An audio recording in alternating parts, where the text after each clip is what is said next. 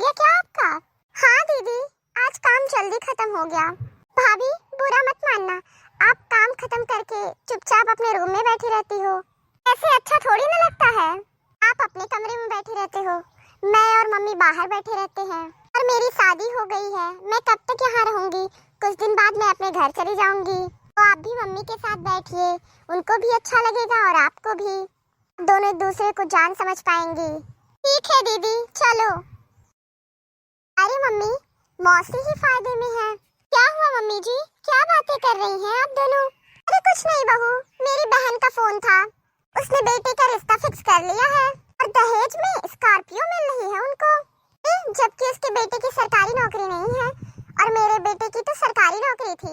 अरे मम्मी ये सब छोड़ो, वो पड़ोस में जो सविता आंटी है ना, वो बता रही थी कि जब से उनके बेटे की शादी हुई है तब से उनको घर का कोई सामान राशन लेना नहीं पड़ा है, सब कुछ बहू के मायके से आता है।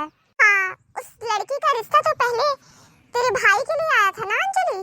हाँ मम्मी, पता नहीं पापा ने क्यों मना कर दिया था। ऐसे अंजलि, तेरे भाई के लिए रिश्ते तो बहुत आए, लेकिन होता तो वही है ना मम्मी जो किस्मत में लिखा होता है। हाँ, सब किस्मत का खेल है। अरे भाभी, अभी अभी तो आप आई थी, फिर जा रही हो तुरंत? तो दीदी मेरे सर में दर्द हो रहा है ना, इसलिए मैं जा रही हूँ।